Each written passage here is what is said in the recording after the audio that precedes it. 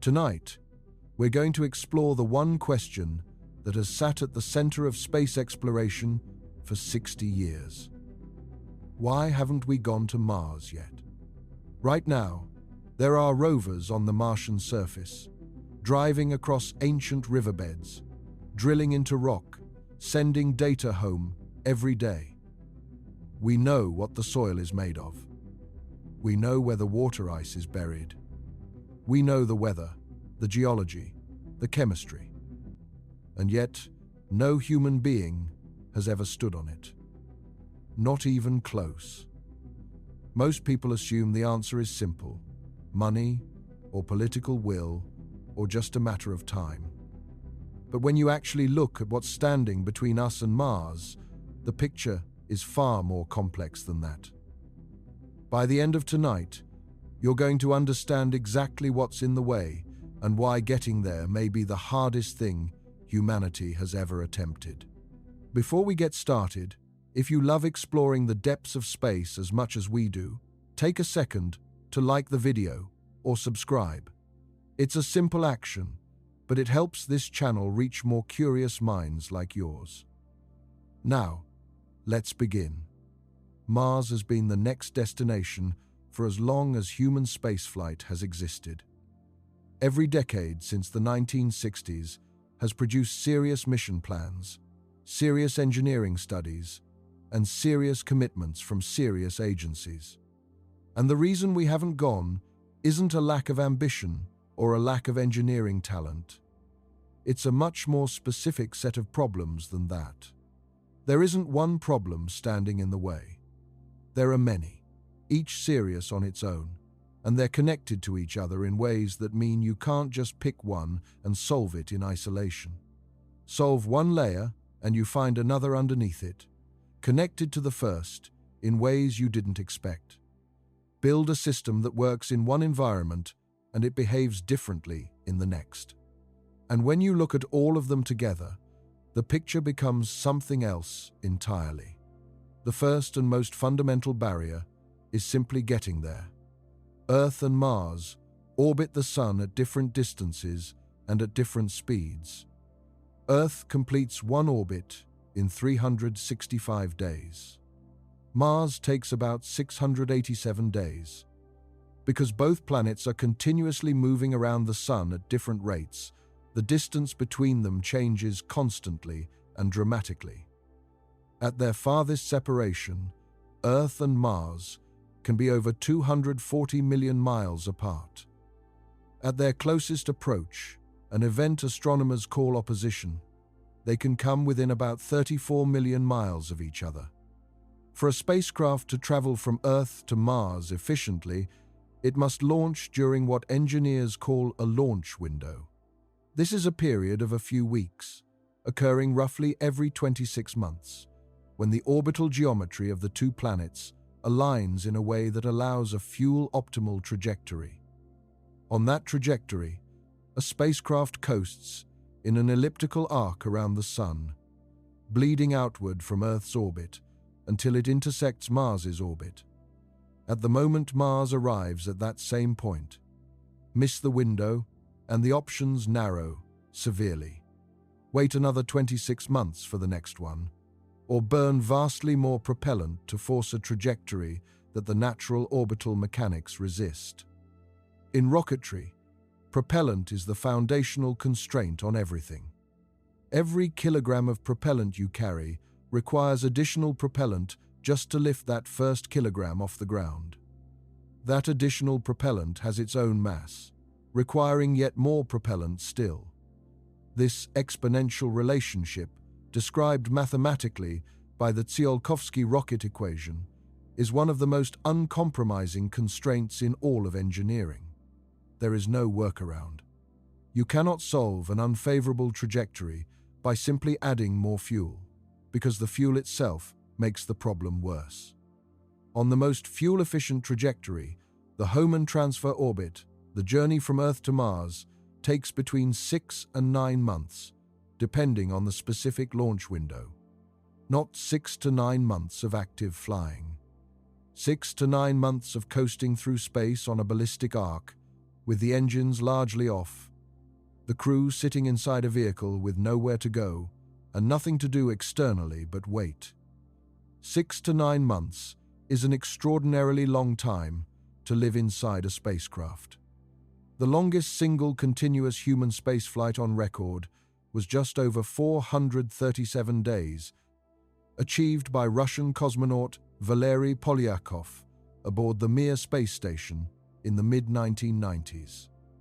But every long-duration mission in history took place in low Earth orbit, a few hundred miles above the surface, where the crew could theoretically have been evacuated in an emergency, where resupply vehicles arrived on a regular schedule, and where the world's best flight surgeons and mission engineers were in near real-time communication with the crew at all times.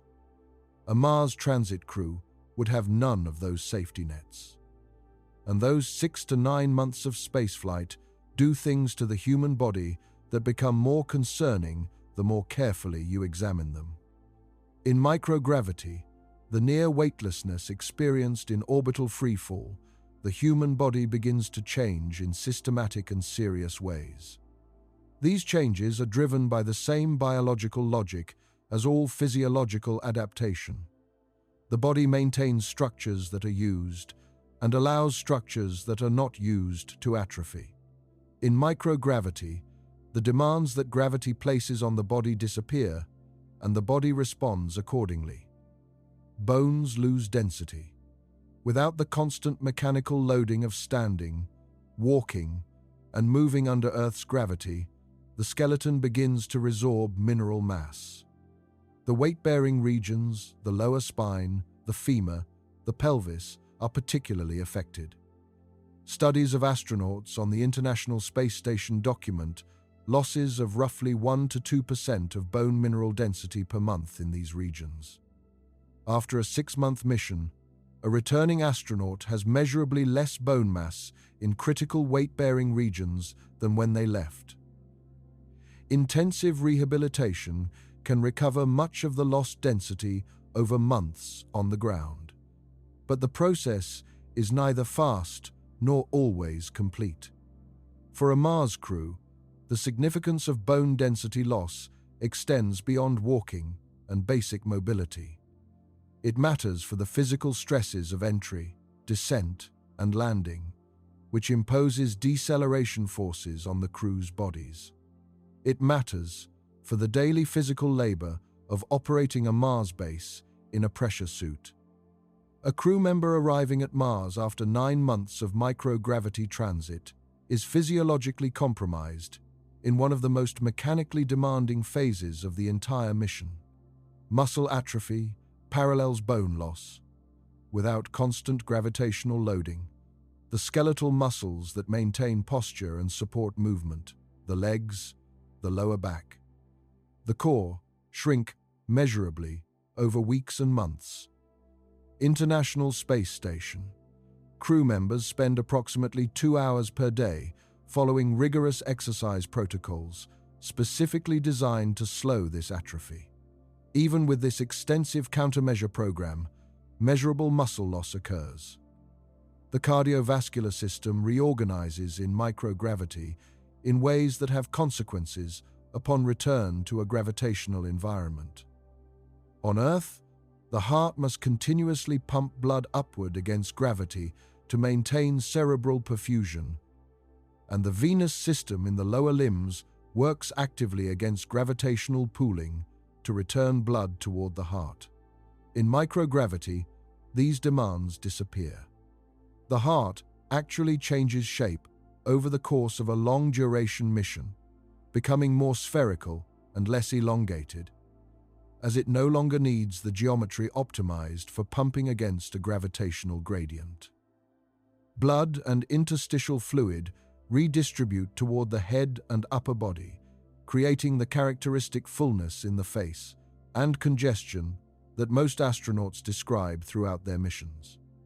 Spaceflight-associated neuroocular syndrome has emerged from long-duration spaceflight data as one of the more concerning medical findings of the past decade. A meaningful fraction of astronauts who complete long-duration missions return with measurable changes to their visual system. The optic nerve is surrounded by cerebrospinal fluid, and in microgravity, the redistribution of fluid toward the head increases pressure within the cerebrospinal fluid column surrounding the optic nerve. This increased pressure transmits to the back of the eye, flattening the posterior surface of the eyeball slightly and causing the optic nerve itself to develop a characteristic swelling visible on MRI. Some astronauts have returned from missions requiring corrective lenses that they did not need before. For a Mars crew, any degradation of vision is not acceptable. Vision is essential for every critical technical task: reading instrument displays, evaluating equipment, navigating in a pressure suit, conducting repairs, and potentially performing medical procedures on fellow crew members. The immune system also behaves differently in microgravity. Several immune functions appear to be dysregulated based on blood samples taken from ISS crew members before, during, and after their missions. Latent viruses that lie dormant in most adult human bodies, including several members of the herpes virus family, reactivate and begin shedding at higher rates during spaceflight. The mechanisms are not fully understood, but have been documented consistently enough across multiple space programs and decades to be taken as established. All of this physiological change accumulates during transit, before the crew has even landed. When they arrive, the radiation environment becomes the most immediate and difficult challenge. The space between Earth and Mars is not empty in any radiation sense. It is continuously traversed by two categories of radiation that present different problems and require different mitigation strategies. The first is solar energetic particles. The Sun periodically erupts in events called solar flares or coronal mass ejections, explosive releases of magnetized plasma and high-energy charged particles into the solar system. These events produce intense bursts of highly energetic protons that travel outward at a significant fraction of the speed of light.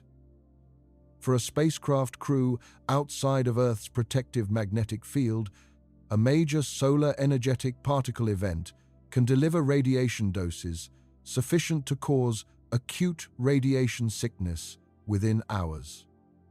A very large event, without adequate shielding, could deliver doses sufficient to cause severe illness and potentially be lethal. Solar energetic particle events are partially predictable.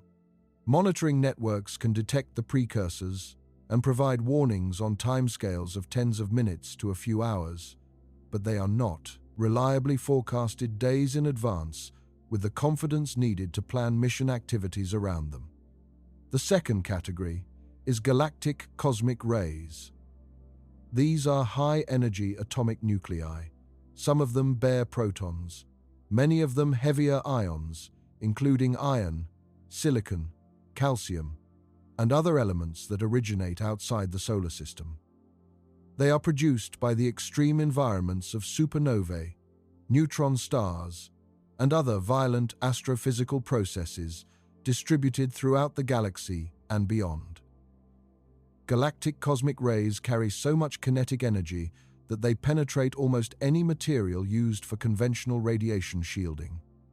More problematically, as they pass through shielding material, they collide with atomic nuclei and produce cascades of secondary particles, neutrons, pions, and other radiation products that add to the total dose rather than reducing it, unless the shielding is thick enough to stop those secondary products as well. The mass of material required to substantially reduce galactic cosmic ray exposure is so large that no currently conceivable spacecraft could carry it. The Curiosity rover carried an instrument called the Radiation Assessment Detector, specifically to characterize the radiation environment a human crew would encounter. The transit data from that instrument is the most detailed record available of what an interplanetary crew would actually experience. The transit dose alone, approximately 250 to 300 millisieverts for a one-way trip, approaches or equals the career radiation exposure limit that NASA has, historically set for its astronauts. NASA's career radiation limit is currently set at 350 millisieverts for the demographic group with the highest allowed limit. A complete Mars mission, transit out, surface stay, and transit back would expose crew members to total doses that substantially exceed these limits under most realistic mission architectures. The health implications include an elevated lifetime cancer risk that is significant in absolute terms. But cancer risk is not the only concern. Research, conducted since the Curiosity transit data became available, has identified a separate and distinct category of biological damage caused by the high-energy heavy ions in galactic cosmic rays. These particles, iron, and other heavy nuclei traveling at relativistic speeds, deposit their energy in biological tissue differently from conventional gamma rays or X-rays. When they pass through neural tissue, they can cause structural damage to neurons and their connections that is qualitatively different from the diffuse DNA damage that drives cancer risk. Studies using ground-based particle accelerators to expose animal subjects to simulated galactic cosmic ray particles have documented measurable impairments in spatial navigation, cognitive flexibility, and memory consolidation in the exposed animals. The animals were not simply sick, they were cognitively changed in specific, measurable ways. The significance of these findings for human Mars crews is a subject of active scientific investigation. What is clear is that the neurological risk from galactic cosmic ray exposure is now taken seriously enough to appear prominently in the medical risk calculus for Mars missions. Mitigation exists and is being developed. Habitats built underground or covered with meters of Martian regolith dramatically reduce both categories of radiation exposure for crew members when they are inside. At sufficient depth, several meters of soil coverage, the combined radiation level inside a habitat can be reduced to near-Earth equivalent levels. Mars's lava tubes are a potentially transformative resource for this purpose. These are underground tunnels formed when ancient Martian volcanism sent lava flowing through conduits beneath a solidifying surface crust. When the eruption ended and the lava drained away, the solidified outer shell remained, leaving a hollow tunnel of rock. Orbital radar and imagery data has identified numerous candidate lava tube locations on Mars, with some estimates suggesting individual tubes could be hundreds of meters in diameter and many kilometers in length. A pressurized habitat inside a Martian lava tube would be shielded from radiation by meters of surrounding rock, thermally buffered from the extreme surface temperature swings, and structurally protected from micrometeorite impacts. But we do not currently know whether any specific Martian lava tube is structurally intact, accessible from the surface, or free of chemical or physical hazards that would complicate habitation. Finding out requires missions specifically designed to survey and access them, missions that have not yet been planned, let alone executed.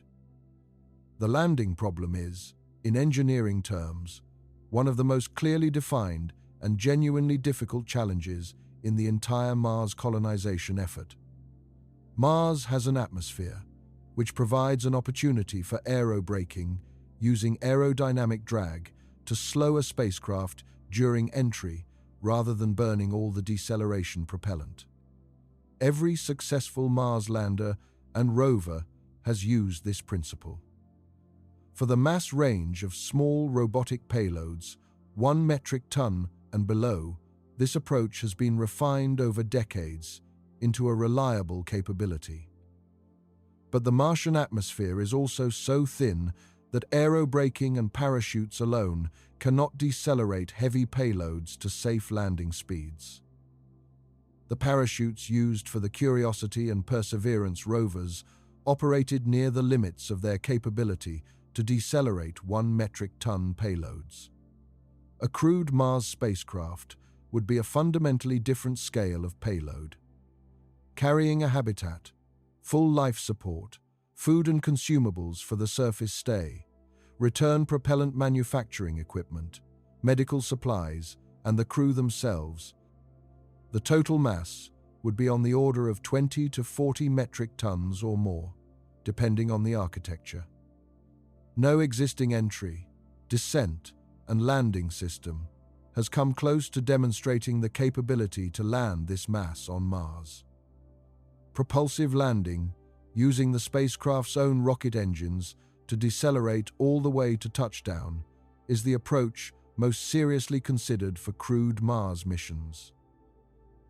SpaceX's Starship architecture is designed entirely around this concept, using the vehicle's Raptor engines to slow a fully loaded ship from hypersonic entry speed to a controlled touchdown.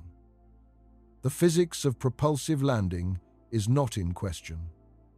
The engineering to make it reliable, autonomous, and functional in the Martian atmosphere after a 9-month transit for a payload mass that has never been attempted is a genuinely unsolved development challenge. The sequence from orbital speed to a safe landing on the surface takes approximately 7 minutes. This is the phase that engineers refer to informally as the 7 minutes of terror, not because they are being dramatic, but because during those 7 minutes the entire sequence executes, and the crew can do nothing to help, and ground control can do nothing to intervene. Which brings us to a constraint that governs every aspect of Mars operations: the communication delay. Radio signals travel at the speed of light. At the distances between Earth and Mars, a one-way signal takes between approximately 3 minutes and about 22 minutes, depending on the planet's positions. A round-trip communication takes between 6 and 44 minutes. During the 7-minute landing sequence, Earth has no ability to intervene in any way. The landing sequence begins, executes, and completes before ground control even knows entry has started, depending on geometry. The crew and the spacecraft's autonomous systems are entirely on their own for the entire sequence. This constraint extends across every aspect of Mars operations. An emergency that develops in real time, a pressure leak, a fire, a medical crisis, a suit malfunction during an EVA, must be diagnosed and managed by the crew from the moment it begins, using only the training, knowledge, tools, and resources they have available. Ground control can be informed. Expert advice can be requested, but nothing useful can arrive in time to matter for any rapidly evolving situation. This is not a solvable problem. It is a permanent operational characteristic of Mars missions that shapes every aspect of how the mission must be designed, how the crew must be trained, and how every system must be built. Every critical system must be understood by at least one crew member, and ideally by multiple, in enough depth to diagnose and repair it under pressure, in the field, potentially in a suit, with whatever tools and spare parts are available. The degree of autonomous capability required of a Mars crew vastly exceeds anything that has been required of any previous crewed mission. The consumables challenge is the baseline constraint that everything else must be built around. A human being needs approximately 2 pounds of food per day to meet caloric and nutritional requirements. They need approximately 2 pounds of oxygen per day to breathe. They require several gallons of water per day for drinking, food preparation, and essential hygiene. For a crew of 4 on a 500-day surface stay, these baseline requirements add up to over 16,000 pounds of food alone, with proportional quantities of oxygen and water. Every kilogram delivered to the Martian surface represents an enormous expenditure of energy and resources. Supplying a permanent Mars colony with consumables from Earth is not economically or logistically viable at the scale required for real permanence. The colony must produce what it needs from what is available on Mars itself. In situ resource utilization is therefore not a desirable enhancement to a Mars colonization architecture. It is a hard prerequisite. Without the ability to produce oxygen, water, food, and propellant from Martian resources, there is no path to a permanent human presence. There is only a series of extremely expensive, temporary expeditions. The resources exist in principle. The Martian atmosphere, at 95% carbon dioxide, provides the feedstock for the Sabatier reaction, a catalytic chemical process that combines carbon dioxide with hydrogen to produce methane and water vapor. Methane is an excellent rocket propellant and is the fuel used in SpaceX's Raptor engines, specifically because of its suitability for Mars in situ production. The water vapor produced can be captured and then electrolyzed, split by electrical current into hydrogen and oxygen. The hydrogen recycles back into the Sabatier reactor. The oxygen is breathable. This process chain was partially validated on the Martian surface by the MOXIE instrument aboard the Perseverance rover, which demonstrated oxygen production from the Martian atmosphere through electrochemical reduction of carbon dioxide. MOXIE operated successfully across multiple test runs over more than a year of surface operations. That is a genuine milestone. But MOXIE produced oxygen at approximately 6 to 10 grams per hour. A crew of 4 requires roughly 1 kilogram of oxygen per hour continuously, just for breathing.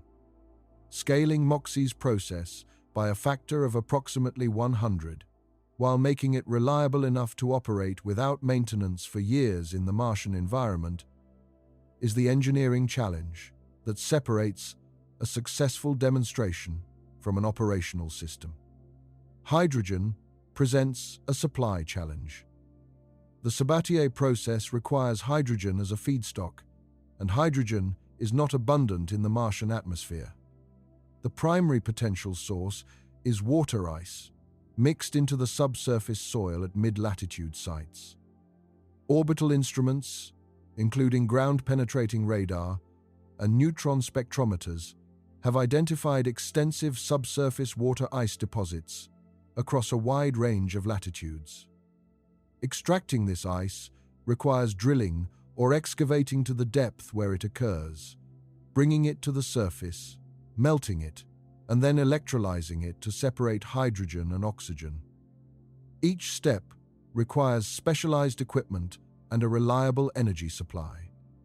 Power is the foundational resource underlying all other challenges. Life support, oxygen production, water extraction and processing, habitat heating and cooling, communications, food production, lighting, and medical equipment all require continuous electrical power. Without reliable, continuous power, everything else fails. Solar power is the simplest initial option and has been used on every Mars surface mission to date. But the limitations are real and serious. Mars receives approximately 40% of the solar energy that Earth receives at similar orientations due to its greater distance from the Sun. Dust accumulates on panel surfaces continuously, and because the dust is electrostatically charged and there is no rain to wash it away, the accumulation is persistent. During global dust storms, solar energy reaching the surface falls to a fraction of its normal level for weeks to months. The Opportunity rover's ultimate fate illustrates the vulnerability of solar power in the Martian dust environment. After nearly 15 years of remarkably extended operation, Opportunity was finally silenced by the global dust storm of 2018, which lasted long enough to completely deplete its batteries before sufficient sunlight could recharge them. For a crewed habitat whose life support systems cannot pause, this represents an unacceptable single point of failure. Nuclear fission power is the answer that emerges from honest engineering analysis. A compact fission reactor provides consistent, reliable power regardless of sunlight, dust accumulation, season, or any other environmental variable. Its output depends only on its fuel load and its operational status. NASA's Kilo Power Reactor, using Stirling technology, the Krusty system successfully demonstrated its design concept in a ground-based nuclear test in 2018. The system operates at approximately 10 kilowatts. The technology is real, and the path to deployment in a space environment is being actively developed. But deploying nuclear reactors to another planet involves regulatory frameworks, safety protocols, and development steps that extend well beyond the ground test. Scaling from 10 kilowatts to the hundreds of kilowatts that a crewed base would require, and eventually to the megawatts a growing colony would need, represents a substantial engineering program that has not been completed. Food production confronts challenges that deserve more attention than they typically receive. Martian regolith cannot be used directly for agriculture. It lacks the organic matter, the nitrogen cycle biology, and the microbial diversity of Earth agricultural soil. And its perchlorate content would directly poison most crop plants at the concentrations in which perchlorates occur. Before any direct soil agriculture is possible, either the perchlorates must be removed, an energy-intensive process, or the regolith must be heavily amended with organic material and nutrients over many growth cycles. Hydroponics and aeroponics sidestep the regolith problem by eliminating soil from the growing system entirely. Plants grow in nutrient-enriched water or in a mist of nutrients, with their roots directly in contact with the nutrient solution. These techniques are well established in commercial food production on Earth and have been successfully tested in space environments, including aboard the International Space Station. But the energy cost of artificial lighting for full crop production inside a radiation-shielded underground habitat is substantial. Natural sunlight on Mars is insufficient for vigorous crop growth, even at the surface, and underground habitats receive no direct sunlight at all. The power demand of high-intensity grow lights for sufficient agricultural production to meaningfully supplement a crew's diet is a real factor in the overall energy budget of a Mars base. The psychological dimensions of long-duration Mars missions are documented well enough by analog research to be taken as serious operational variables. A crew on Mars would be living in close, enclosed quarters with the same small group of people for years. They could not step outside without suiting up in a complex pressure suit. They could not experience any aspect of the natural environment they evolved. In no open air, no flowing water, no natural light, no other living creatures. Every communication with family, friends, or colleagues on Earth would be a time-delayed message exchange, rather than a conversation. Research on Antarctic winter overcrews submarine personnel, and participants in controlled isolation studies consistently documents the emergence of mood disturbances, cognitive changes, and interpersonal difficulties over extended isolation periods. The High Seas Habitat Simulation Program in Hawaii, which placed crews in isolated dome habitats on a Hawaiian volcano for up to a year, produced detailed psychological data confirming that mission-critical interpersonal conflicts, motivation, degradation, and cognitive performance changes are all documented outcomes, even in carefully selected, highly trained volunteers. The Concordia Antarctic Research Station at Dome C operates through a 9-month austral winter in which no flights arrive or depart.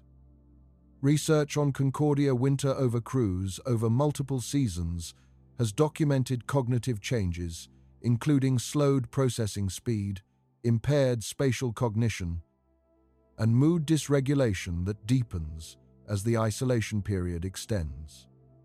These effects occur despite the fact that Concordia personnel know they are on Earth, know that rescue is possible in a genuine emergency. A Mars crew would face a longer confinement, a smaller crew, and the constant background awareness of life-critical personal responsibility. The knowledge that inattention to a suit seal or an oxygen system reading could end everything. Crew selection for Mars missions will be one of the most demanding selection processes ever designed. Technical competence is necessary but insufficient. Psychological resilience, genuine interpersonal compatibility across long durations under stress, and the specific kind of practical calm that allows someone to make good decisions during emergencies. All of these must be present, together, in the small group that will spend years entirely dependent on each other. Medical capability on Mars presents the gap between need and available capability in perhaps its starkest form. A serious medical emergency on Mars must be managed by the crew with whatever they have available. There is no calling an ambulance. There is no evacuating the patient to a hospital. There is no consulting a specialist in real time. The crew's training, their medical kit, and whatever telemedicine guidance they can obtain through the communication delay are the totality of available medical resources. Early Mars missions will carry crew members with extensive medical training that goes well beyond standard first aid, ideally including surgical training, critical care skills, and advanced diagnostic capability. AI-assisted diagnosis tools and remote surgical guidance systems are active areas of research and development. But the realistic ceiling of medical care in an early Mars habitat is substantially below what modern emergency medicine can provide. Some conditions that would be routinely survivable at any hospital on Earth would not be survivable on early Mars. This is a genuine limitation that mission planners must accept and work to minimize, without the ability to fully eliminate it. The return journey and the constraints it imposes on mission architecture are frequently underappreciated. In the most commonly studied mission architectures, a crew that lands on Mars must remain on the surface for approximately 500 days before the orbital geometry allows a return trajectory with acceptable propellant requirements. This waiting period reflects the 26-month Earth-Mars launch window cycle.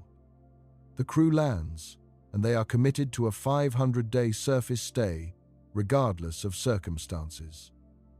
At the end of those 500 days, the crew must launch from Mars.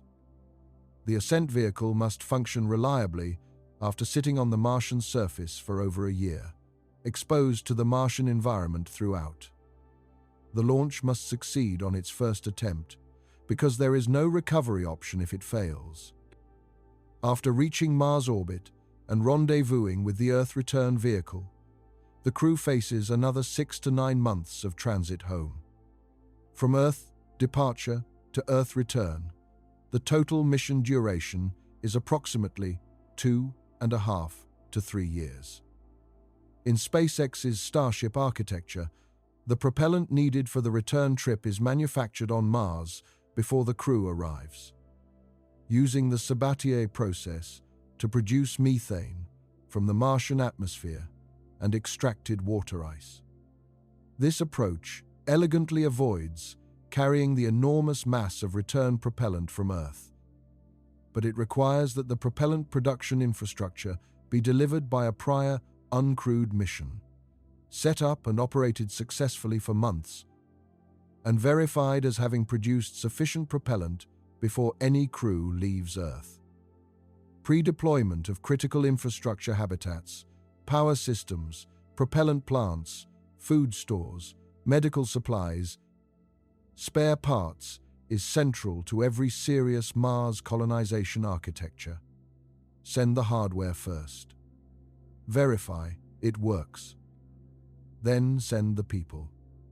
The logic is sound from a risk management perspective. But it means that every element of the pre-deployed infrastructure must survive the interplanetary transit, survive entry, descent, and landing, and operate reliably on the Martian surface for months to years, while awaiting the crew entirely, without any possibility of maintenance or repair. The history of how we came to understand Mars as a destination is itself worth knowing, because it shaped the engineering challenges we now face.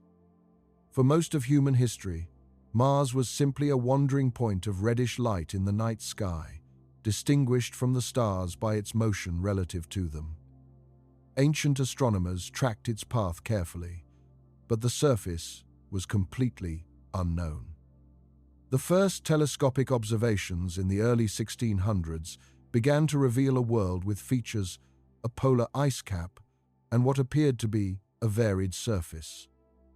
But the real transformation of Mars in the human imagination came in the late 19th century, when the Italian astronomer Giovanni Schiaparelli reported observing what he called canali on the Martian surface. The word means channels in Italian, but it was translated into English as canals, a word that implies artificial construction. The American astronomer Percival Lowell seized on this observation and built an entire theory of Martian civilization around it, arguing that the canals were an irrigation system built by a dying Martian civilization to transport water from the polar ice caps to the equatorial deserts. Lowell was wrong. The canali were eventually understood to be an optical illusion, the human visual system creating order out of ambiguous patches seen at the limit of telescope resolution. But the idea of Mars as a world that might harbor, or have harbored life, was planted firmly in the public imagination, and it shaped how subsequent generations thought about the planet. By the mid-20th century, when rockets capable of reaching other planets were being developed, Mars was the obvious target for first interplanetary exploration beyond the Moon. The Mariner missions of the 1960s produced the first close-up images of the Martian surface. Instead of the lush landscape some had imagined, they revealed a cratered, apparently dead world. The Mariner 9 mission of 1971, which entered Martian orbit during a global dust storm and then began mapping as the dust cleared, revealed a more complex world. Olympus Mons, the largest volcano in the solar system, approximately 16 miles high and roughly 340 miles in diameter, was imaged for the first time. Valles Marineris, a canyon system roughly 2,000 miles long and up to 4 miles deep, was mapped in detail. The Viking landers of 1976 were the first spacecraft designed specifically to search for life on Mars. They landed, analyzed soil samples, and returned chemistry data that produced results controversial to this day. One experiment, designed to detect metabolic activity in Martian soil, produced a positive result. Other experiments, designed to detect organic molecules, found none at significant levels. The scientific community's majority interpretation was that the positive result was a false positive, caused by the reactive perchlorate chemistry of Martian soil, not biology. What revived deep interest in Mars was the slow accumulation of evidence, from multiple subsequent missions, that Mars had once been a very different world. The Mars Global Surveyor, Mars Odyssey, Mars Express, the Mars Reconnaissance Orbiter, and ultimately, the rover missions have built up a picture of ancient Mars, where liquid water was present at the surface for extended periods, possibly for hundreds of millions of years. Minerals that form only in the presence of liquid water have been found extensively. Ancient river valleys and lakebeds have been mapped. The layered rock formations at sites like the Gale Crater, explored by Curiosity, tell a story of sedimentary deposition in standing water. The Jezero Crater, site of Perseverance's operations, was chosen precisely because it was an ancient lake and river delta that may have preserved traces of any ancient Martian biology in its sediments. The question of whether life ever existed on Mars or exists today, perhaps in subsurface environments where liquid water may still be present, is one of the most profound open questions in science. It is directly relevant to Mars colonization, because any life-bearing environment on Mars is simultaneously the most scientifically precious location on the planet and potentially the most hazardous. For colonization from a biological cross-contamination perspective, the suit technology challenge is one that rarely gets the attention it deserves. But anyone who has looked closely at the operational requirements of a Mars surface mission understands that the pressure suit is not a peripheral piece of equipment. It is the most critical single piece of hardware that a crew member depends on every time they leave the habitat. An EVA suit for Mars must maintain an internal pressure high enough to keep the wearer alive despite the near vacuum outside. The suit itself is essentially a wearable spacecraft, a sealed pressure vessel enclosing the human body. Every joint must allow movement without leaking. Every seal must hold against the pressure differential. The gloves, in particular, represent an engineering challenge because they must allow enough manual dexterity to perform detailed mechanical work while also maintaining the pressure integrity of the suit system. Current spacesuit gloves are the subject of consistent complaints from astronauts working in them. They are stiff, fatiguing to use, and limit fine motor control compared to bare hands. For Mars surface operations that require detailed equipment manipulation, this limitation has real operational consequences. The suit must provide adequate thermal insulation and regulation across temperature swings of nearly 100 degrees Celsius, around 180 degrees Fahrenheit, over the course of a single day.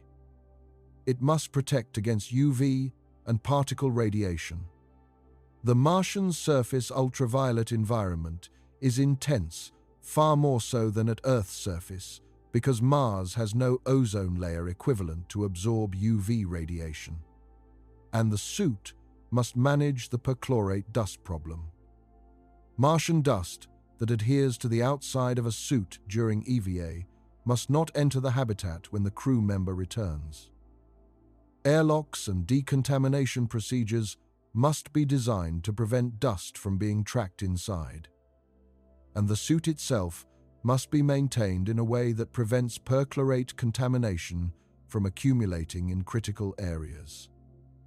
Current NASA and commercial spacesuits were designed primarily for use in the microgravity environment of the ISS, or for limited-duration lunar surface operations. developing a suit that meets Mars's specific requirements for sustained daily use in a dusty, radiation-exposed, thermally extreme environment. Over years, is a significant development program in its own right. The Moon plays a specific and practical role in the path to Mars that is often misunderstood as purely political. It is sometimes framed as a distraction from Mars, a detour mandated by bureaucracy rather than genuine technical necessity. The reality is more nuanced. Landing on the lunar surface and returning to orbit involves many of the same engineering elements as a Mars landing: precision guidance, propulsion systems, thermal management. Practicing and refining those capabilities in a location only 3 days from Earth, where an emergency abort can return a crew within days, is genuinely valuable compared to attempting all of those skills for the first time at Mars, where there is no rescue. The lunar surface also provides an environment where some of the in-situ resource utilization technologies needed for Mars can be tested. The Moon has water ice in the permanently shadowed craters near its poles. Extracting that ice, electrolyzing it into hydrogen and oxygen, and using the oxygen for breathing or propellant that is the same process chain needed on Mars. Tested in a location where the consequences of failure are recoverable. Similarly, the physiological countermeasures, suit technologies, and life support systems being developed for lunar surface operations will be directly applicable, with modifications, to Mars. The critical distinction is that the Moon cannot serve as a physical stepping stone in the logistical sense. You cannot build Mars approach infrastructure on the Moon and then extend it to Mars.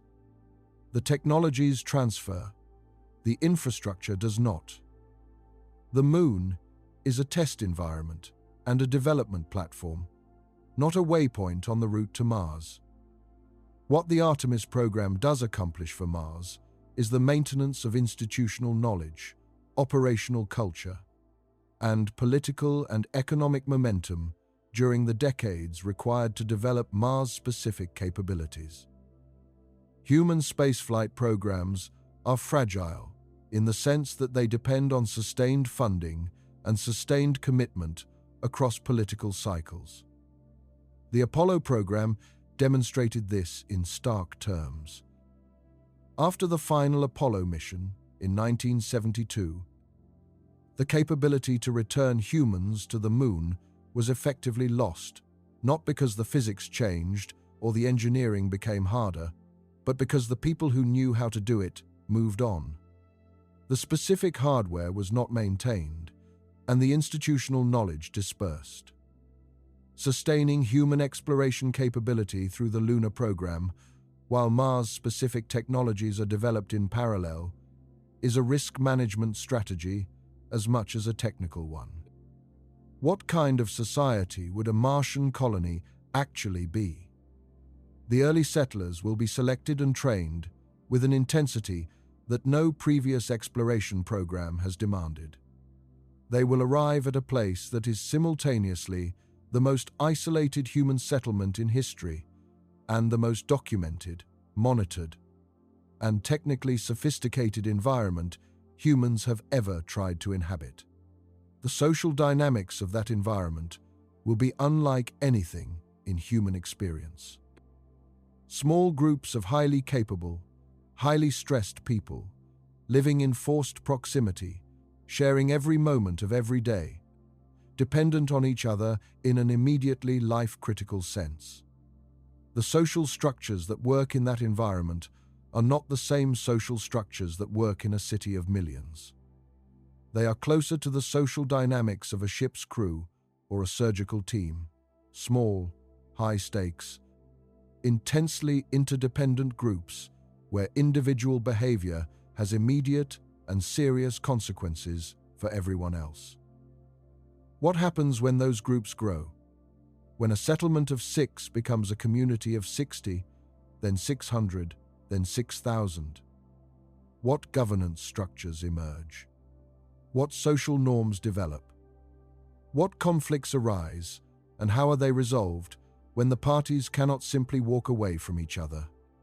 These questions will not be answered by any Earth government or any space agency before the fact. They will be answered by the people who are actually there, in the actual conditions, over the actual decades of settlement growth. The settlers of early Mars will be, in a very real sense, the founders of something genuinely new.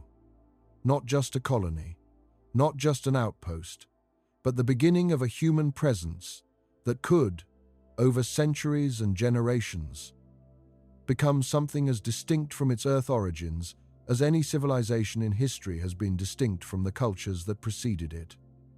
A world where going outside requires a suit, where every resource is scarce and carefully tracked, where the survival of the group depends on the cooperation of every individual, where the stars are visible in a sky that never turns the deep blue of an Earth afternoon. That world will shape the people who live in it and the societies they form in ways we cannot fully predict. The terraforming question sits at the far horizon of Mars colonization discussions, and it is worth examining honestly rather than dismissing or romanticizing. Terraforming Mars means transforming it into a planet with a breathable atmosphere, liquid water at the surface, and temperatures compatible with unprotected human habitation. If it could be achieved, it would eliminate the most fundamental barriers to large-scale settlement. The physics of terraforming Mars is understood at a basic level. Mars does have frozen carbon dioxide at its polar caps and possibly in the soil. Warming the planet enough to vaporize that frozen carbon dioxide would thicken the atmosphere. More atmosphere means more greenhouse warming, which melts more ice, which thickens the atmosphere further. The proposals for initiating this warming have included placing large mirrors in Martian orbit to focus additional sunlight onto the polar caps, introducing powerful greenhouse gases into the Martian atmosphere, and redirecting volatile-rich comets or asteroids to impact Mars and deliver gases and water. The problem is not that these ideas are physically impossible in principle. The problem is that the energy and mass involved are staggering, and the timescales, even under optimistic assumptions, are on the order of thousands to tens of thousands of years for meaningful surface transformation. And there is the fundamental obstacle of Mars's lack of a magnetic field. Any atmosphere substantially thickened by terraforming would gradually be stripped away by the solar wind on geological timescales, because the same solar wind stripping mechanism that removed Mars's original thick atmosphere would still be operating. Some researchers have proposed placing an artificial magnetic dipole at the Mars-Sun gravitational balance point to deflect enough of the solar wind to allow a thickened atmosphere to persist. A study presented at a NASA conference in 2017 modeled this concept and suggested it was physically feasible in principle. But physically feasible in principle and practically achievable in any near-term or even medium-term sense are very different things. Terraforming, even under the most optimistic assumptions, is a project measured in centuries, at minimum, and more realistically, in thousands of years. It is not a solution to the challenges of colonization in this century or the next.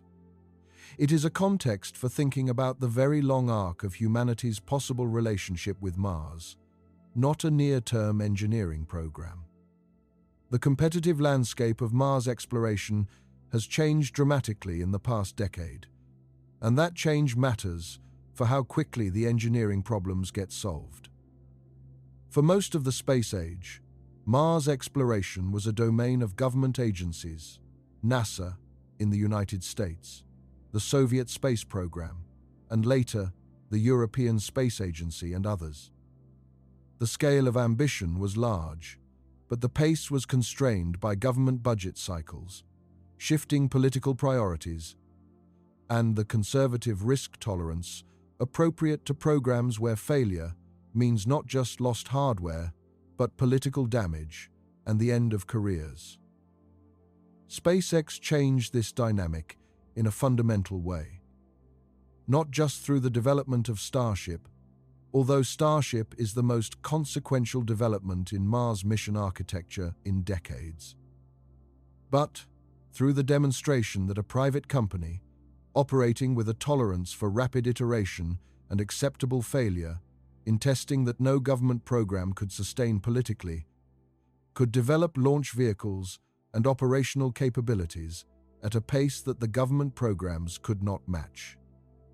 The Falcon 9 rocket, which now accounts for a majority of all orbital launches worldwide, was developed and iterated faster than comparable government-led programs. The reusable booster landings, which looked impossible to many aerospace engineers when they were first announced as a goal, became routine within years of first success. This iterative, failure-tolerant development philosophy is being applied to Starship, which is the vehicle most seriously designed around Mars colonization as a primary mission. Starship is not designed for Mars in the same way that the Saturn V was designed for the Moon, as a vehicle for a series of flag-planting expeditions. It is designed for the economics of large-scale, repeated cargo delivery to Mars, with full reusability as the foundational assumption.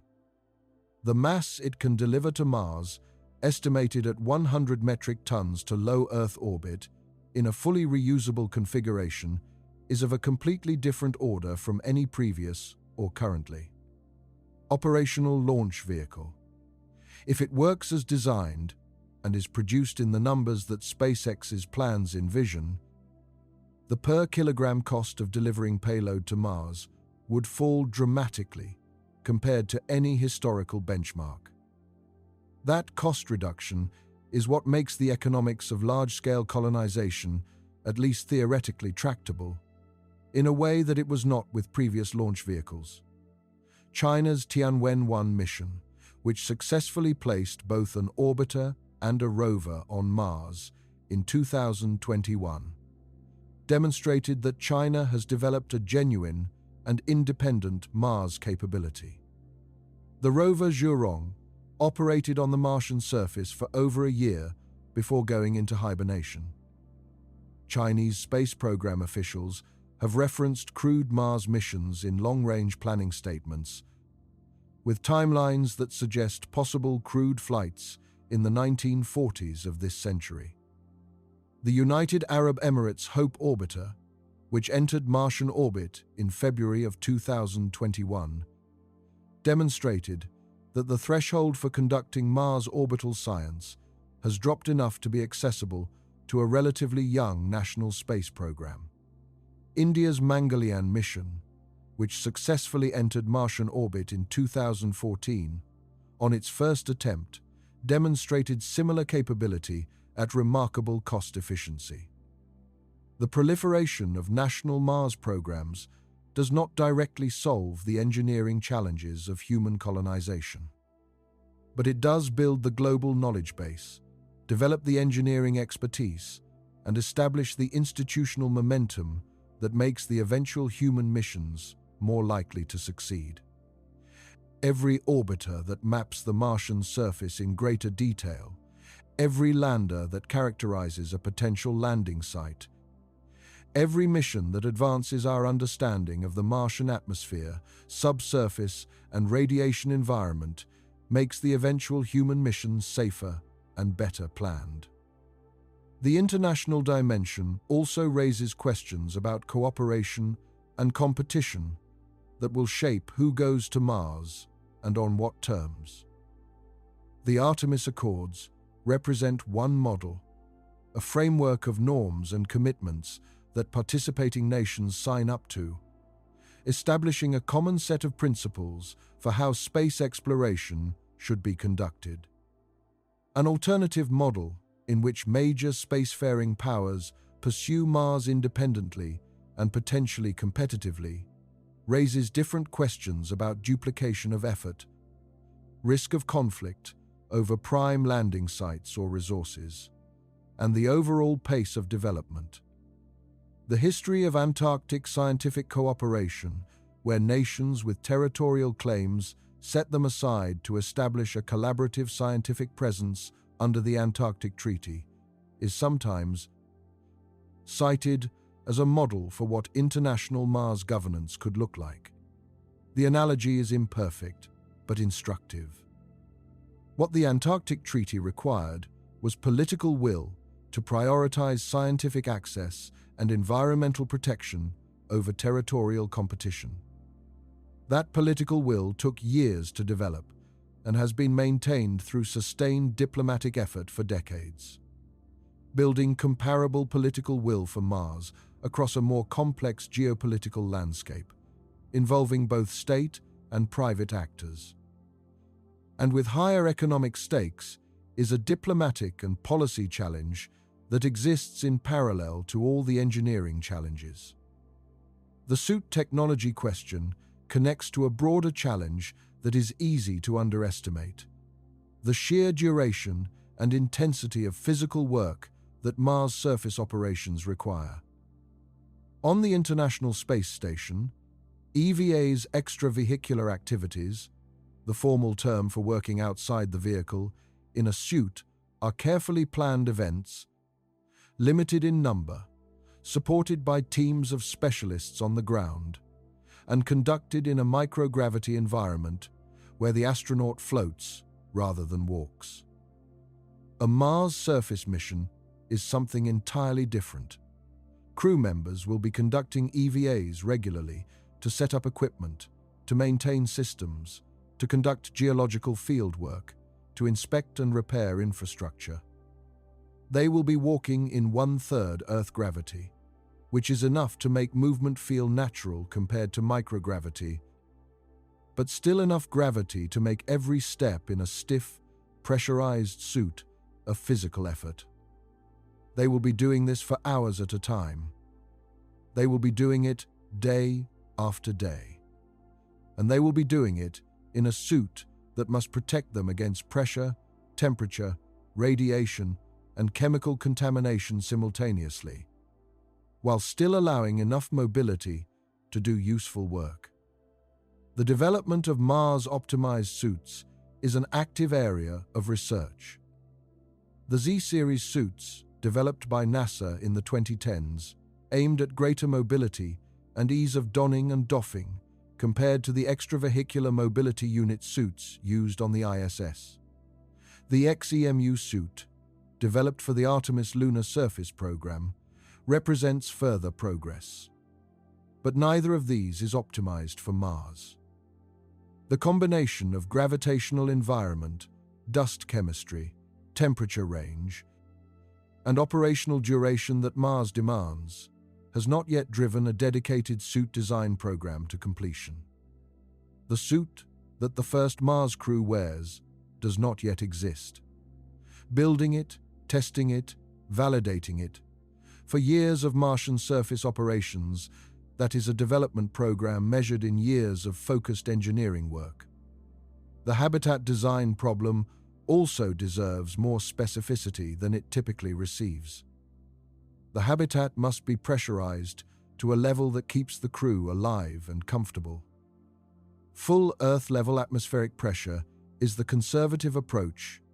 It requires no physiological adaptation, allows normal equipment design, and eliminates the decompression concerns that come with operating at reduced pressure.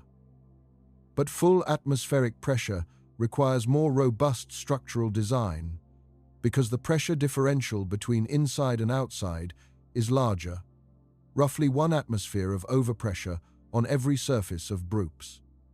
The habitat. Some mission architectures have proposed operating at reduced pressure, perhaps 1/3 to 1/2 of Earth's sea level pressure, but with a higher fraction of oxygen to reduce structural mass requirements. This reduces the mass of the habitat structure at the cost of increased fire risk from the higher oxygen fractions, and at the cost of the crew needing to adapt physiologically to the lower pressure. The habitat must be thermally insulated against the Martian thermal environment. The walls must hold heat against outside temperatures that can reach -80 degrees Celsius, around -112 degrees Fahrenheit at night, while also managing the heat generated by the crew, equipment, and power systems inside. The habitat must be radiation shielded for long-term residents. This either means constructing the habitat with radiation-absorbing materials, adding mass proportional to the shielding level needed, or covering the habitat with regolith, which requires excavation and emplacement operations that must be performed by robotic equipment before the habitat can be safely occupied.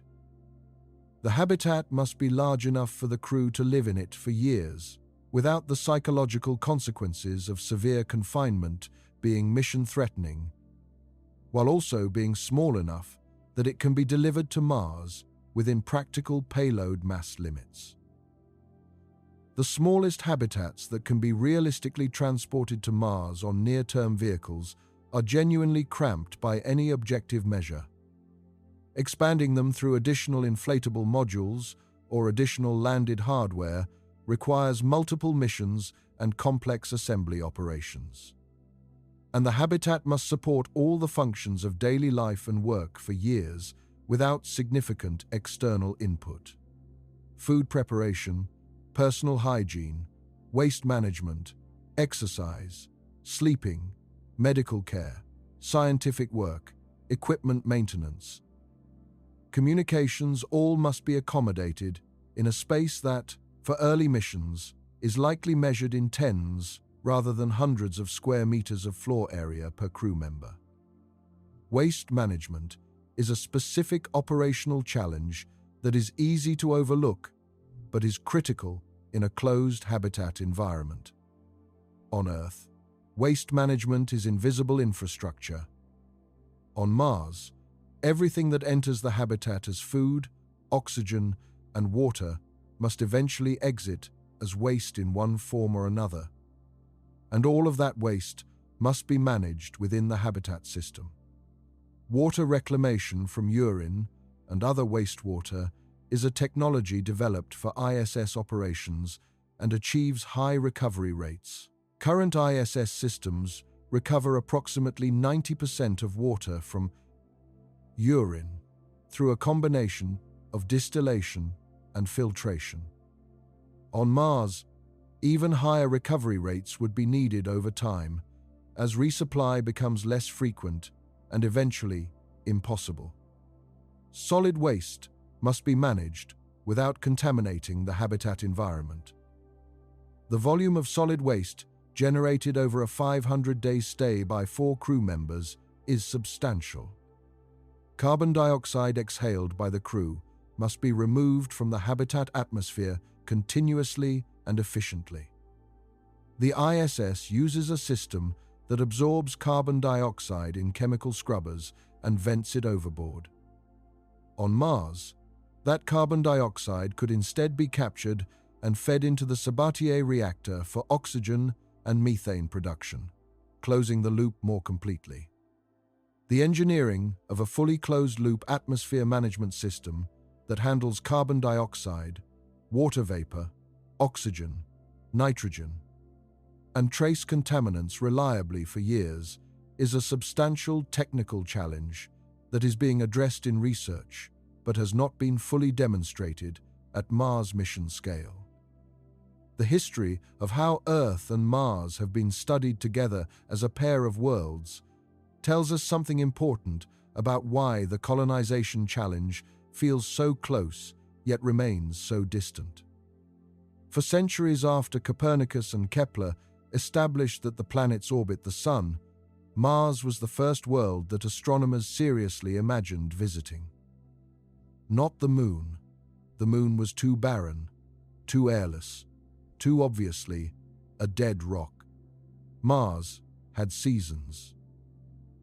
Mars had polar ice caps that grew and shrank with the seasons, just like Earth's. Mars had a day almost exactly the same length as Earth's 24 hours and 37 minutes. Mars had what appeared, through early telescopes, to be a varied surface of dark and light regions that some observers interpreted as continents and seas. For a century or more, the working assumption among serious scientists was that Mars was probably inhabited. Not necessarily by intelligent beings, but at minimum by plant life of some kind. That assumption was still alive and taken seriously when the first Mars missions launched in the 1960s. What those missions found ended that assumption decisively. The Mariner 4 spacecraft, which flew past Mars in July of 1965, returned 22 photographs covering about 1% of the Martian surface. Those photographs showed a cratered, moon-like surface with no obvious signs of the water channels or vegetation that hopeful observers had projected onto the planet for a century. The atmosphere was found to be far thinner than expected, far too thin to support liquid water at the surface under current conditions. The shock was genuine. A generation of scientists who had spent their careers assuming Mars was at least biologically interesting had to revise their thinking completely. What replaced that assumption was something more careful, more scientifically rigorous, and ultimately more interesting.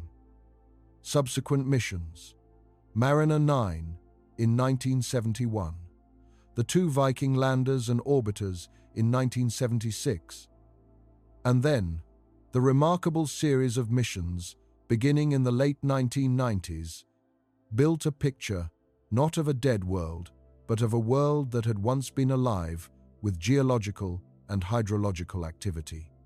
The channels that Schiaparelli and Lowell had interpreted as engineered canals turned out to be something more extraordinary. Enormous ancient river valleys, carved by flowing water on a scale that dwarfed anything on Earth. Outflow channels suggest that catastrophic floods once released volumes of water that would have temporarily filled seas. The layered sedimentary deposits mapped by orbiters and explored by rovers show evidence of environments where liquid water persisted long enough to deposit minerals that take thousands to millions of years to form. Ancient Mars was wet. It was geologically active.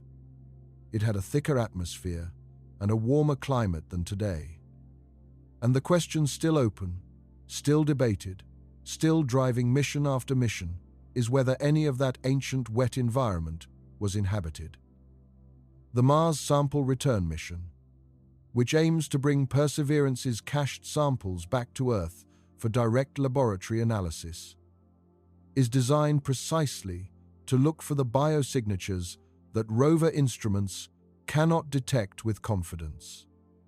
Traces of ancient life, if they exist in the Jezero crater, sediments would transform not just Mars science, but the entire human understanding of life in the universe. They would also transform the ethical landscape of Mars colonization. And that transformation of the ethical landscape is worth sitting with for a moment. If Mars contains or contained life of any kind, the decision to colonize it carries a moral weight that does not apply to a definitively lifeless planet.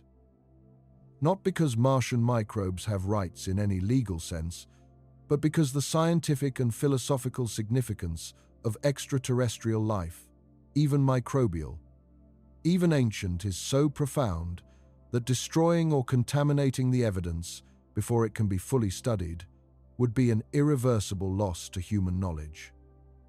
Planetary protection protocols are designed to manage this risk for robotic missions. For crewed missions, the problem is categorically harder. Human beings cannot be sterilized.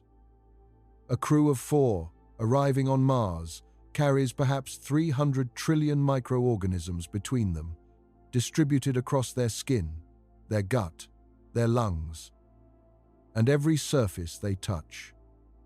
No airlock design and no decontamination procedure will prevent the eventual introduction of Earth biology to the Martian surface around a crude habitat. The scientific community's working position is that the harshness of the Martian environment, the UV radiation, the oxidizing soil chemistry, the extreme cold, the near vacuum will rapidly destroy most Earth microorganisms that reach the surface. That is probably correct. But it is not certainly correct, and for some specific environments, subsurface regions with liquid water, for instance, the risk of contaminating a potential habitat for indigenous Martian life with introduced Earth organisms is not zero. This tension between the imperatives of human exploration and the imperatives of scientific integrity will need to be resolved before crewed missions proceed. It is not a reason to abandon Mars colonization. It is a reason to approach it thoughtfully, with clear protocols and genuine scientific engagement, rather than treating the planet simply as an engineering challenge to be overcome. The governance question runs alongside the scientific one. The Outer Space Treaty of 1967 establishes that no nation may claim sovereignty over celestial bodies, including Mars. Nations are responsible for the activities of their nationals and entities in space. Outer space is designated the province of all humanity. These principles were established when space activities were conducted exclusively by governments, and the treaty was not designed with large-scale private commercial colonization in mind. A self-sustaining Martian colony, one that has developed its own economy, its own social structures, and its own practical independence from Earth, would exist in a legal and governance vacuum that no current framework adequately addresses. Questions of property rights to Martian resources, criminal jurisdiction over colonists, the political status of a community of people born on Mars who have never been to Earth. All of these are genuinely open. The Artemis Accords, established in 2020 and signed by a growing number of nations, represent an attempt to establish norms of behavior for space exploration that go beyond the Outer Space Treaty. The Accords address issues like the extraction of space resources, the establishment of safety zones around operations, and transparency in space activities. But not all spacefaring nations have signed the Artemis Accords. China and Russia, both of which have significant space capabilities and ambitions, have not. This creates the possibility of parallel and potentially competing approaches to the governance of space activities, including eventual Mars operations.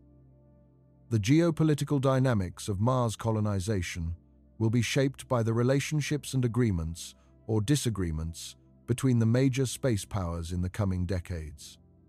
What kind of society actually emerges on Mars will depend not just on who goes first, but on what agreements exist before anyone goes, and what precedents the first missions set. The decisions made now about governance frameworks, about planetary protection standards, about who has access to Mars, and on what terms will be inherited by the people who actually live there. The economic dimensions of Mars colonization are often raised as both a challenge and an eventual driver of sustainability, and they deserve honest examination. The near-term economic case for Mars colonization is not compelling in the conventional sense. There is no near-term resource on Mars whose value is high enough to justify the cost of extraction and transport back to Earth. The cost of building and maintaining a Mars settlement will be staggering for decades before any possibility of economic self-sufficiency exists. This is not a dismissal of the long-term economic potential of Mars, a planet-sized body with diverse mineralogy, a carbon dioxide atmosphere suitable for chemical industry feedstocks, and the potential for nuclear fusion fuel from helium-3 is potentially significant over very long timescales. But the time horizon for economic return from Mars investment is so long that conventional commercial logic does not directly apply to the initial phases. The economic model that Elon Musk has articulated for SpaceX's Mars program is not based on extracting resources from Mars and selling them on Earth. It is based on the premise that a large enough Martian economy, a city of eventually hundreds of thousands or millions of people, would be economically self-sustaining through internal economic activity, and that the process of building that economy would generate economic activity on Earth through manufacturing, launch services, and the development of technologies with terrestrial applications. Whether this model is realistic over the specific timescales and investment levels required is a question that reasonable people disagree about significantly. What is less debatable is that the early phases of Mars colonization will require sustained investment that is not justified by near-term economic return. The motivation for that investment will have to come from a combination of scientific ambition, long-term strategic thinking, and the kind of genuine idealism about human futures that has historically driven exploration beyond any immediate economic calculation. The technological spin-offs from developing Mars colonization capability are real and already accumulating. Advances in life support technology, radiation shielding, efficient power systems, advanced materials, remote medical diagnosis, and long-duration human health monitoring have applications well beyond space exploration. The technologies being developed for Mars will find uses in medicine, in sustainable agriculture, in remote industrial operations, and in other domains where self-sufficient operation in challenging environments is required. The generational dimension of Mars colonization is where the story ultimately leads, and it is worth thinking through carefully. The first generation of Mars colonists will be extraordinary people, technically brilliant, physically resilient, psychologically capable of enduring conditions that test every aspect of human adaptability. They will accept risks that are genuinely serious and genuinely irreducible with current technology. They will go knowing that medicine will be inadequate for some emergencies they might face, that radiation will affect their long-term health, that years of isolation will test them in ways they cannot fully anticipate. And they will go anyway, because what they are attempting is worth the risk. But the generation that follows them will be different. People born on Mars, raised on Mars, adapted to Mars's gravity and its rhythms and its challenges from infancy, will be Martians in a way that their parents born on Earth, trained on Earth, shaped by Earth, are not. Their bodies will develop under gravity roughly 38% of Earth's. Their bone structure, their cardiovascular system, their proprioception, their musculature, all of these will develop under conditions that are genuinely different from the conditions under which human physiology evolved. A human being, raised entirely in Martian gravity, might be unable to function comfortably in Earth's gravity. They might find a visit to Earth physically exhausting and physiologically stressful in ways that their Earth-born parents never experience on Mars. They will be human, and they will carry everything that being human means. But they will also be something new, the first generation of people for whom another planet is not a destination or an achievement, but simply home. Understanding and planning for this generational transition is part of what distinguishes serious long-term Mars colonization thinking from the simpler question of how to land a crew and bring them back. The path from the first human footprints on Martian soil to a genuinely self-sustaining civilization is measured in generations, not missions. What those generations build, the society they form, the culture they develop, the relationship they establish with the planet they live on, will be shaped by the decisions and the values of the people who go first. That is not a small thing. The people who will actually go, who are they? And what does it mean to be chosen for something like this? Astronaut selection has always been demanding. The original NASA astronaut corps required test pilot experience, advanced degrees, and exceptional physical fitness. The criteria have evolved over decades as the missions have changed. Today's ISS crews include scientists, physicians, and engineers alongside pilots.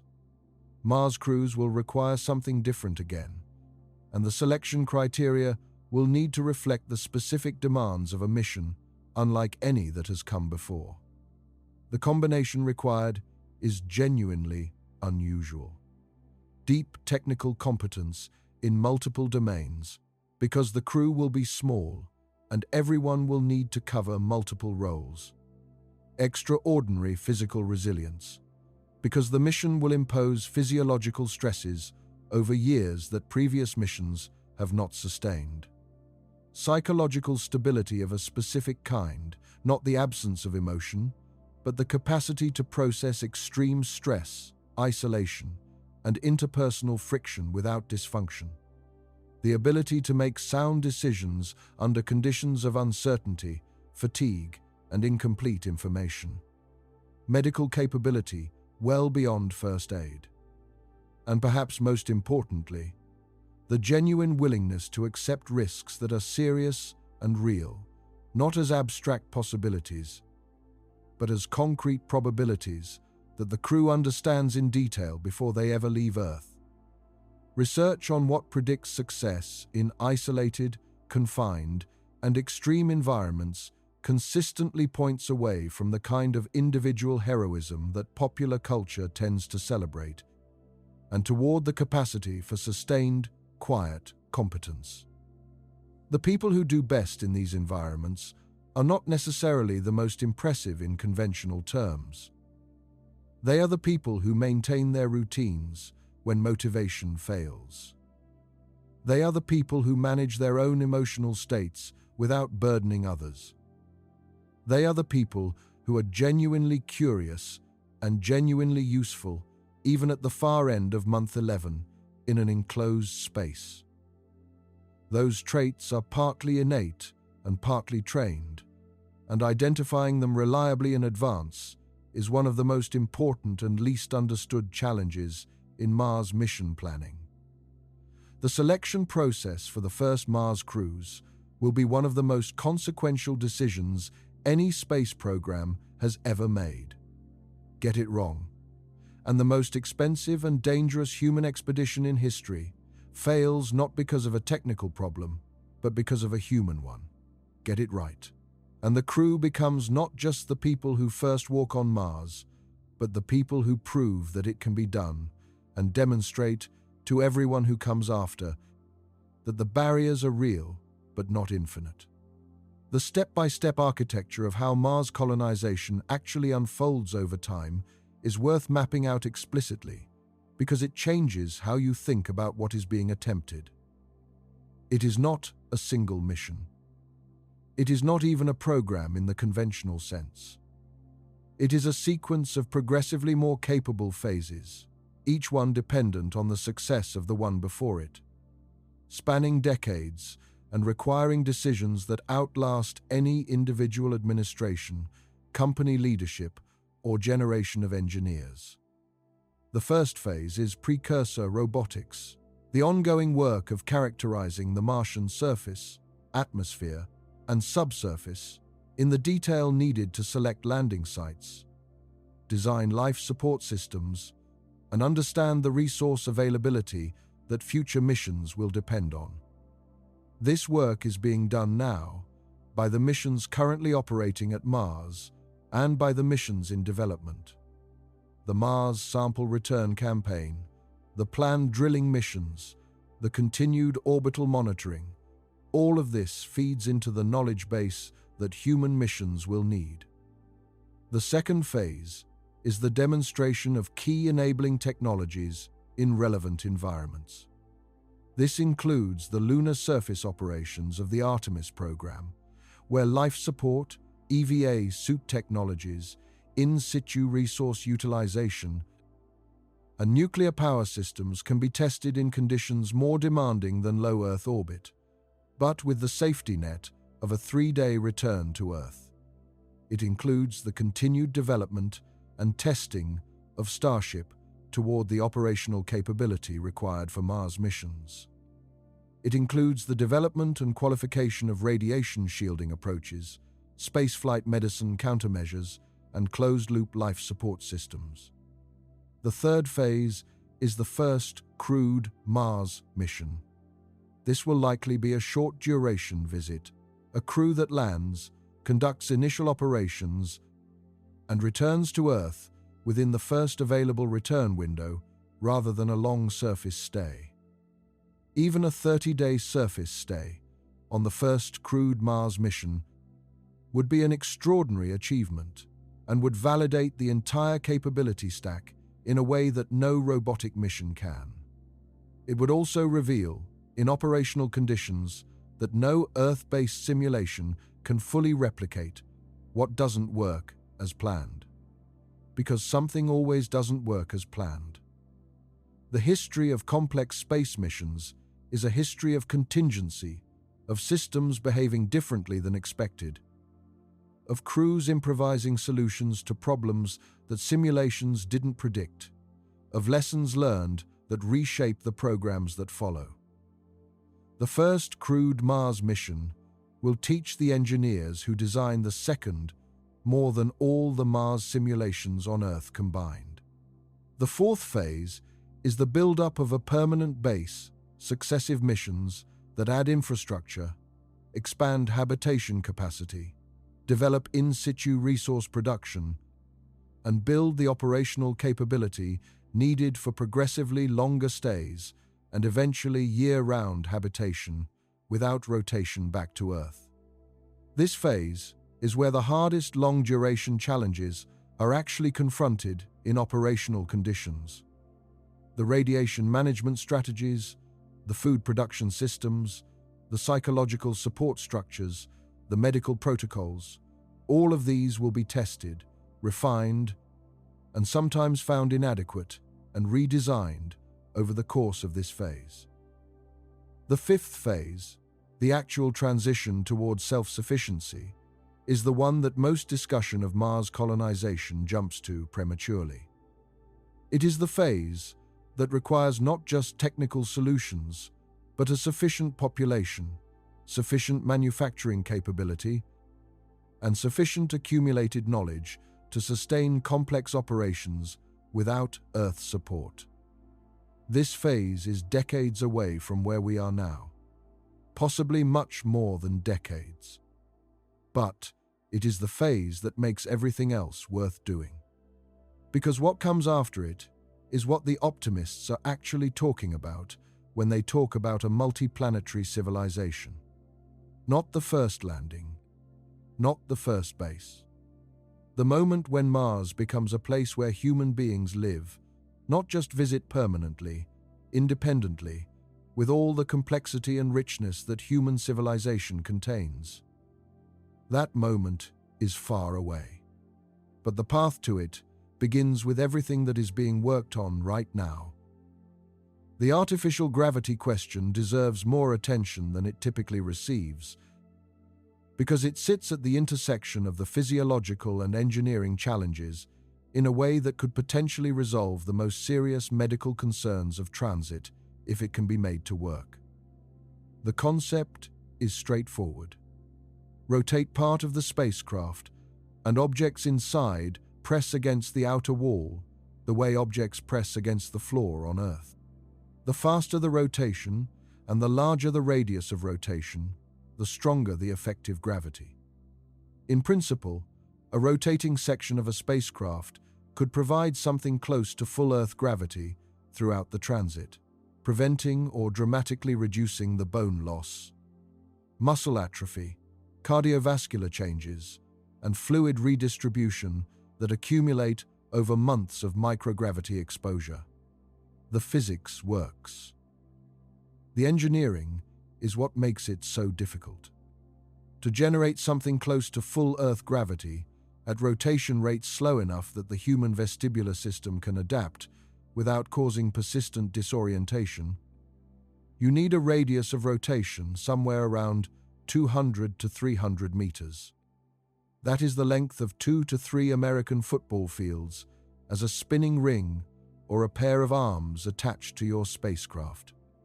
Nothing remotely like that has ever been built or flown in space. Building it would require either assembling it in orbit from multiple launches, a complex and expensive operation, or developing launch vehicles dramatically larger than anything currently in existence. Shorter rotation radii can produce lower effective gravity, which is better than nothing. Research suggests that even partial gravity, perhaps a quarter to a half of Earth's, might substantially reduce the physiological degradation compared to full microgravity. But shorter radii at sufficient gravity levels require faster rotation rates, and faster rotation rates create the Coriolis effect, a disorienting sensation where movements feel subtly wrong, because the direction of apparent gravity shifts depending on the direction you move. Human adaptation to rotating environments has been studied in laboratory settings, and the results are mixed. Some rotation rates appear tolerable after an adaptation period. Others produce persistent nausea and disorientation that make normal work impossible.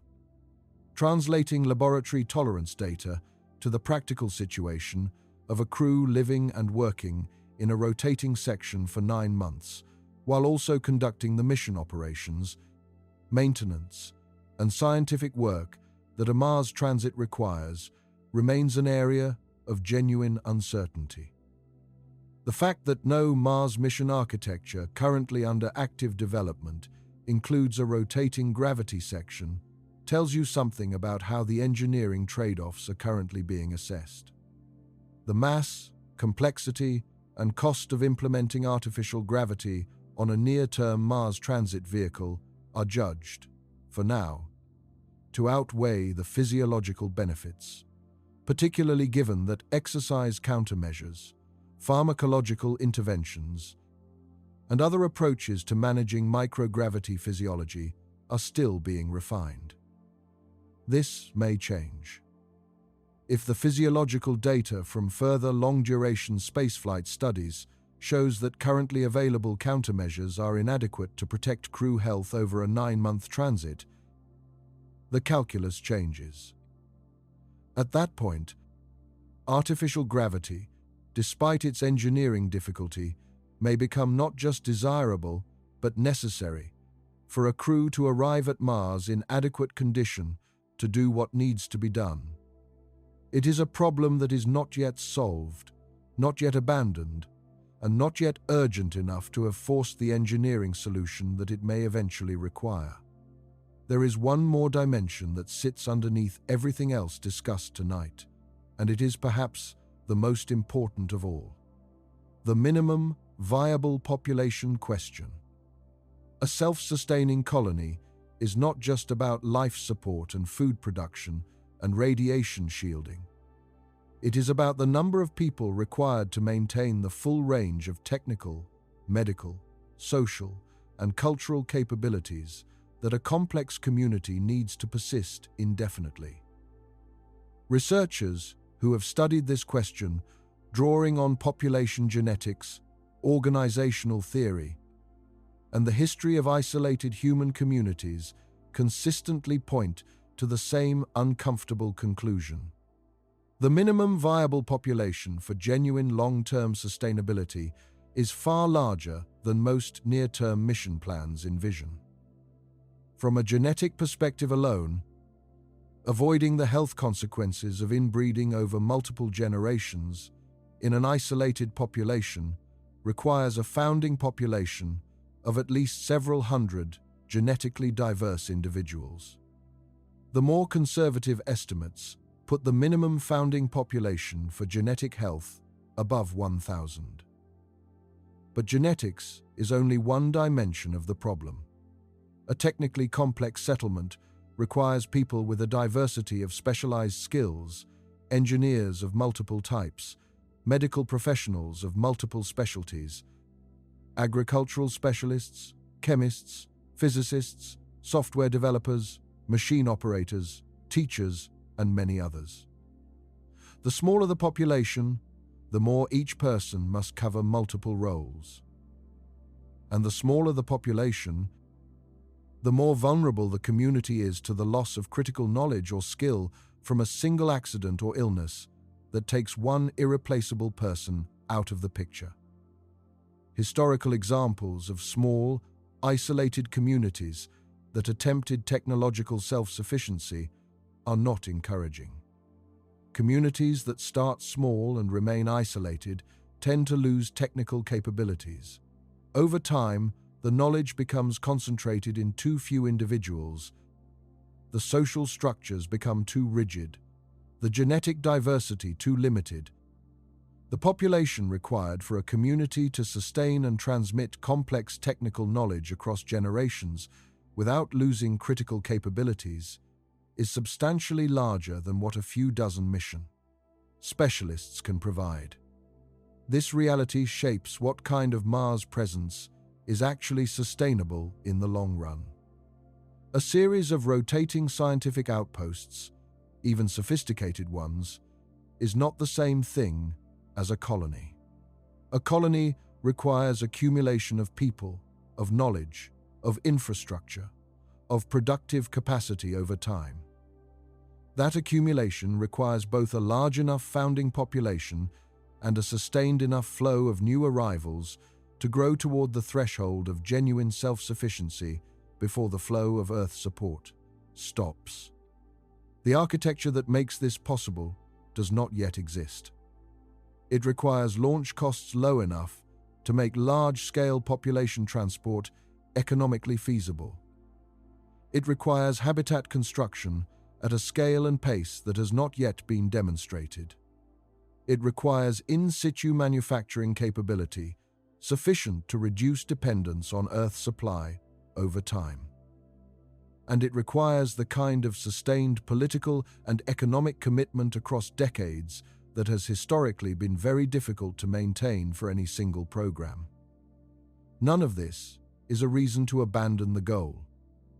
It is a reason to be honest about the scale of what is actually required and to plan accordingly, rather than allowing the ambition of a first landing to crowd out the harder, longer, more expensive work of building what comes after. The first human footprint on Mars will be extraordinary. What comes after it is what actually matters. The honest assessment of where we stand is this: we do not have a tested, reliable, human-scale landing system for the Martian surface. We do not have verified in-situ resource production at the scale required for crew survival and return. We do not have a demonstrated ability to maintain human health over the combined transit plus surface stay duration of a Mars mission. We do not have closed-loop life support that has operated reliably at the required scale in a relevant environment for the required duration. Each of these statements represents a genuine, specific, engineering or scientific gap. Not a gap in ambition. Not a gap in funding, necessarily. A gap in demonstrated, verified capability. This is not pessimism. It is precision. The history of human spaceflight is, at its core, a history of apparently intractable problems being solved through focused engineering and willingness to accept calculated risk. The Apollo program, begun when the technology to reach the moon did not exist, achieved the first crewed lunar landing in under a decade through concentrated effort and investment. The engineers who designed the Saturn V had no blueprint to follow. They invented what was needed. The challenges of Mars colonization are harder than Apollo and harder than any previous human spaceflight program, longer in duration, more distant from rescue, more demanding physiologically, and more complex in their interdependencies. But they are also being approached with more knowledge, more technology, more investment, and more engineering talent than was available at the start of any previous space program. The people working on these problems right now are serious, capable, and motivated by something larger than any individual mission. The engineers testing Starship and its landing systems. The scientists studying spaceflight physiology and developing countermeasures to bone loss and radiation damage. The researchers designing closed-loop life support that recycles water and air with progressively higher efficiency. The geologists analyzing orbital data to understand the structure and chemistry of the Martian subsurface. The nuclear engineers developing compact fission reactors for space power applications. The medical researchers designing remote surgical assistance and AI diagnostic tools for isolated crews. Each of these threads of work is advancing. The picture they are building, collectively, is a picture of a problem that is extremely hard, but not permanently beyond reach. What is actually preventing us from colonizing Mars is not a single obstacle that a single breakthrough would remove. It is the intersection of many specific, measurable, physics-constrained, and biology-determined challenges that must all be solved simultaneously. For a crew operating in isolation with no outside help and no margin for critical failure. That is the honest picture. And it is, in its own way, more extraordinary than the simplified version because it shows clearly what we are actually attempting. Not just a difficult engineering project, not just an expensive adventure, something that has no real precedent in human history, and that will require the sustained application of human knowledge, creativity, and determination across multiple generations before it is complete. Tonight you've seen the real shape of what stands between us and another world. The radiation that can't be fully blocked. The bones that weaken in transit. The 7 minutes where no one can help. The 500 days with no way home until the window opens. The dust that gets into everything. The power that cannot be allowed to fail. The medicine that cannot reach you in time. All of it is real, all of it is specific, and all of it is being worked on right now. If tonight changed how you think about the people building those solutions, leave a like or pass this along to someone who would find it worth knowing. The road to Mars is long, but the people walking it are real. The problems they are solving are real. The progress they are making is real. And one day, someone will step onto Martian soil and look back at the pale blue dot of Earth, barely distinguishable from a star in the Martian sky, and understand, in a way no human has understood before, what it means to be truly far from home. Good night.